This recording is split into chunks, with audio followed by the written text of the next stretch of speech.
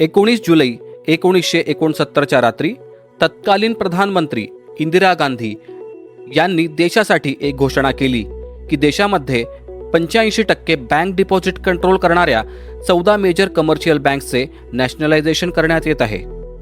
या निर्णयाने देशाचे भविष्य बदलून टाकले. परंतु इंदिरा गांधीने हा निर्णय का घेतला आणि याचा देशाच्या अर्थव्यवस्थेवर परिणाम काय झाला, जाणून घेऊयात या व्हिडिओमध्ये. मित्रांनो, या व्हिडिओचा हेतू आहे तुमच्या बँकिंग परीक्षेचा प्रवास मजेचा बनवणे, ज्याने तुम्हाला बँकिंगशी निगडीत जीकेचा अभ्यास आवडू लागेल. आधी आपण जाणून घेऊयात नॅशनलायझेशन म्हणजे काय. ही अशी प्रक्रिया आहे ज्यात गव्हर्नमेंट लीगली कुठल्याही प्रायव्हेट इंडस्ट्री किंवा ऑर्गनायझेशनला आपल्या हातात घेऊ शकते.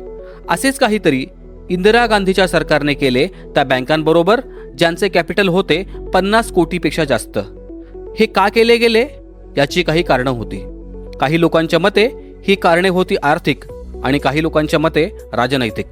स्वातंत्र्य मिळाल्यावर भारताची आर्थिक परिस्थिती खूप खराब होती आणि गाव आणि शहराच्या इकॉनॉमीमध्ये खूप मोठं अंतर होतं. सरकारने भरपूर प्रयत्न केल्यावर सुद्धा यात काही सुधार झाला नाही. भारतासमोर कॅपिटल हा सुद्धा एक मोठा प्रॉब्लेम होता, कारण रिसोर्सेस लिमिटेड होते.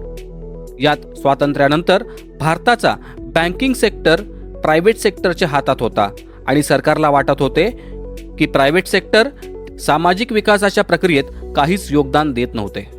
यामुळे असे झाले की एकीकडे यांचा सामाजिक विकासात काहीच हातभार राहिला नाही आणि त्याच वेळेस ज्यांच्या ॲडमिनिस्ट्रेशन आणि रेग्युलेशनमुळे 1947 ते 1955च्या दरम्यान छोटे मोठे 300 पेक्षा जास्त बँक बंद झाले होते आणि त्यात जी गरिबांची सेव्हिंग होती ती सुद्धा नष्ट झाली.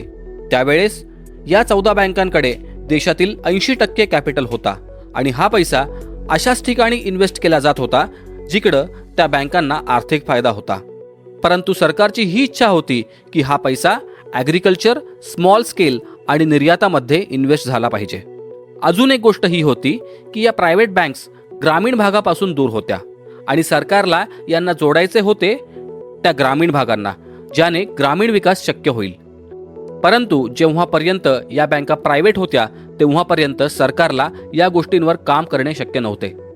तेव्हा इंदिरा गांधीच्या सरकारने निर्णय घेतला या बँकांचे राष्ट्रीयीकरण करण्याचा. या 14 बँका कुठल्या होत्या आणि या निर्णयाचा भारतावर नेमका काय परिणाम झाला हे आपण जाणून घेऊयात पुढील व्हिडिओमध्ये.